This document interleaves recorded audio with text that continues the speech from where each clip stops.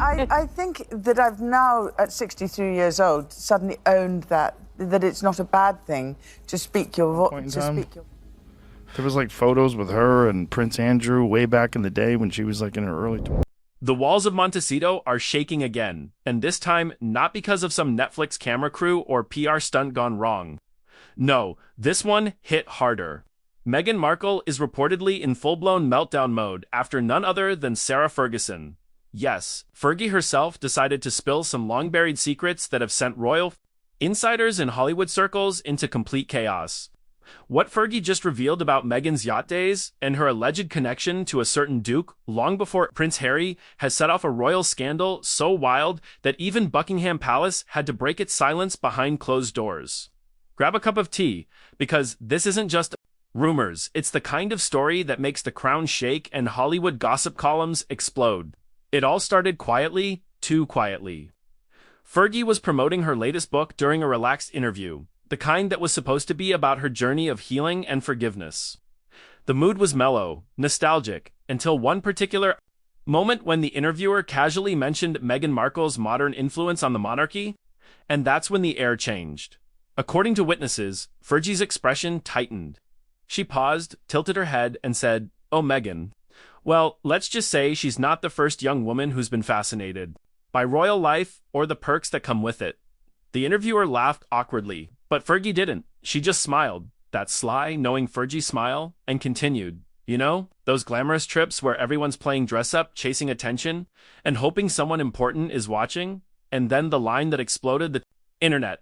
Some of those faces ended up in very unexpected places, including Buckingham Palace. Cue the collective gasp of royal watchers everywhere. Eye on Prince Harry and Meghan Markle's former home, Frogmore Cottage.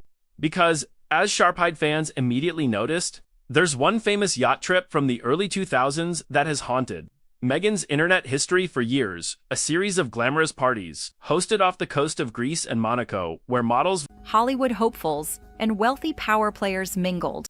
And guess who was reportedly part of those elite gatherings? A young, ambitious actress, and, as rumors go, one particular royal guest, the Duke of York, Prince Andrew. Now, before anyone jumps to conclusions, no one's saying Meghan was romantically involved with Andrew.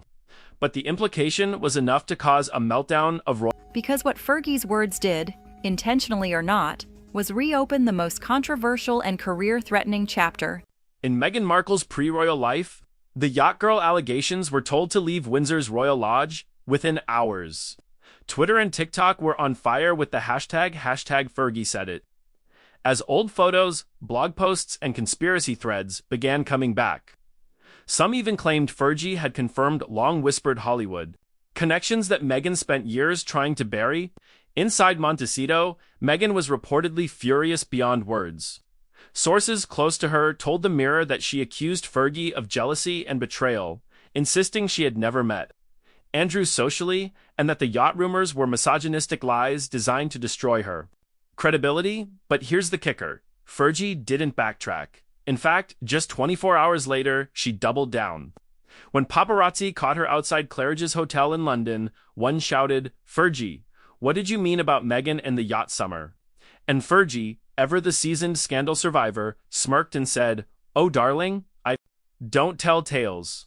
I just remind people that every fairy tale starts somewhere."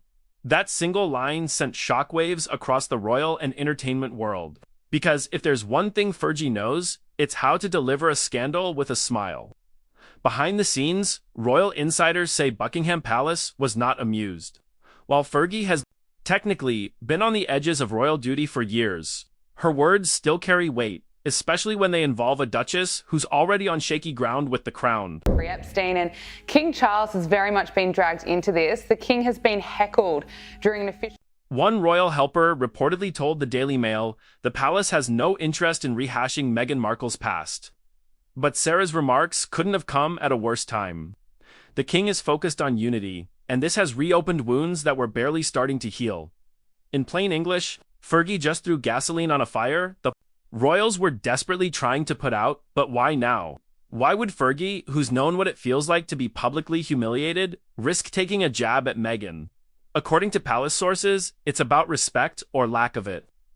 Apparently, Fergie felt insulted by Meghan after multiple times when the Duchess of Sussex allegedly dismissed her during the early days of royal life. Remember that awkward moment at Princess Eugenie's wedding? Insiders claim Meghan's pregnancy announcement that day, overshadowing Eugenie's big moment, infuriated Fergie. One insider even said Fergie felt it was classic Meghan, turning someone else's celebration into her own headline. So when the opportunity came years later to remind the world of Meghan's less-than-perfect past, Fergie couldn't resist a little royal payback. And let's be honest, no one plays the long game of revenge like the one. Meanwhile, Hollywood went into panic mode. Meghan's PR team reportedly started scrubbing certain search results and quietly contacting outlets asking them not to reference old harmful rumors. But as we all know, the internet doesn't forget. Old blog posts came back. Archive photos resurfaced. Former industry insiders started whispering about who Meghan used to know and how she got in certain rooms. And to make matters worse, Andrew's name being even remotely connected, even through hints, set off alarm bells across every PR office in Los Angeles. Because if there's one thing no one wants to be tied to, it's anything even close to Prince Andrew's scandalous reputation. As one PR insider put it bluntly, if Fergie's hinting Meghan was anywhere near that circle, even socially, it's a PR nightmare. You can't put that genie back in the bottle. By the second day, the headlines had gone global. Fergie's cryptic comment sparks royal panic, Montecito in meltdown. Meghan furious at Duchess Sarah's yacht remarks publicly apologised for taking abusers' cash and vowed to cut. It was like the ghosts of Meghan's pre-royal life had come marching out of the archives, and this time she couldn't control the story. In fact, some fans noticed something strange. Meghan's official website and her lifestyle trademarks went unusually quiet. No posts, no new projects, no sign in Los Angeles, just eerie silence. According to sources close to her inner circle, she'd locked herself in crisis meetings, demanding statements from her publicist, calling old friends, even reaching out to Eugenie, who awkwardly is now caught between her mother and her once close cousin-in-law. But here's where it gets even more twisted. Fergie's camp reportedly isn't backing down either. People close to Sarah have hinted that she has more stories that could clear up a lot, about who was chasing who in those early days, before Meghan met Harry. If that's true, then this is only the beginning. Because for years, Meghan's team has fought to distance her from that particular chapter, the yacht trips, the networking circles, the Hollywood hustling that came before her royal glow-up. But with Fergie breaking the unspoken royal rule, never expose the past, the floodgates might just be open. And now, Meghan's worst nightmare might be unfolding. Her pre-Duchess world colliding with her post-royal image in full public view. The once untouchable Duchess of Sussex is suddenly cornered by Fergie's wit, the internet's receipts, and a past that refuses to stay buried. And the question everyone's asking now is, what will Meghan do next? Because one thing's certain, if there's one person who knows how to fight back harder than anyone, it's Meghan Markle. But this time, the opponent isn't a tabloid, a critic, or a palace helper. It's another duchess, one who knows the royal battlefield far too well, and Meghan might just be about to learn what happens when you try to outplay Fergie at her own game.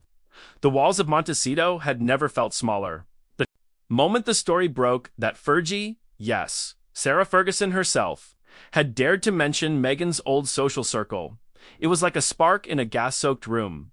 Meghan wasn't just upset, she was furious. Those close to her said she paced the marble floors, phone in hand, firing off messages to her inner circle. Her tone, clipped, sharp, controlled fury. This wasn't just gossip to her, it was a personal betrayal. After everything I've done for that family, she reportedly muttered under her breath, disbelief twisting into anger. But if Meghan had learned one thing from her Hollywood days, it was this. When someone tries to define your story, you take the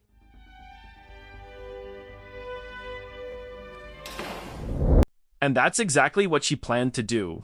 Within hours, her team, the same PR force that had shaped her rise from Duchess to digital brand powerhouse, was mobilized.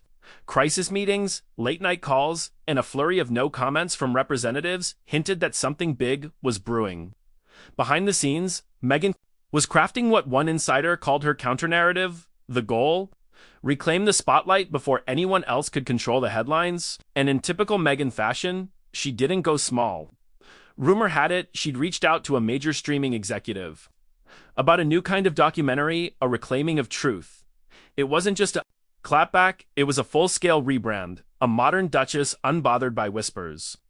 Except there was one problem. Fergie wasn't backing down. According to Palace Watchers, the Duchess of York, now enjoying a second wind of popularity, thanks to her honesty and charm, refused to issue any apology. When questioned about the supposed feud, Fergie simply smiled and said, "Oh, I don't think anyone should fear the truth, do you?" That one quote set off a firestorm. The tabloids went wild. Social media exploded with side-by-side comparisons. The Duchess who stayed versus the Duchess who strayed. For Meghan, it was a nightmare. Her carefully polished image, all soft colors, curated compassion, and California.com was being shredded in real time. And then came the real blow. Someone, no one knew exactly who, began leaking old Hollywood photos. Private events, yacht parties, glamorous, yes, but taken wildly out of context. Yet online sleuths didn't care about context, they cared about drama. Suddenly, Meghan's past, long buried and reinvented, was being dissected frame by frame. Inside Montecito, the tension was suffocating. Harry was reportedly livid, not just at the palace or Fergie, but at how every single move they made seemed to trigger another avalanche. He'd tried to shield Meghan from it before. The press, the rumors, the relentless headlines, but this was personal. The Windsor family had closed ranks, and the woman he loved was once again the outsider on the firing line. But Meghan wasn't retreating. If they wanted a PR war, she'd give them one. A new wave of calculated appearances followed. Meghan was seen leaving a private women's leadership luncheon in LA, radiating calm, confidence, smiling for cameras as if untouched by the chaos swirling around her name. Her look, chic, monochrome, perfect, the opposite of rattled. But behind that signature smile was something else. Defiance. "Every time they come for me," she reportedly told a friend, and to her credit, she did. Meghan had built her brand on strength, and if the British press thought a few headlines would make her fold, they underestimated the woman who'd walked away from royalty itself. Still, the cracks were showing. Fergie, meanwhile, continued her quiet charm offensive. She appeared on a daytime talk show, dropping stories that walked the line between nostalgia and revelation. She didn't name names, but her stories about royal newcomers who wanted crowns before they earned them didn't need much decoding. The audience laughed. The clip went viral, and suddenly the story wasn't about Fergie's comments anymore. It was about Meghan's reaction. If I was talking Gen Z, I'd say slay.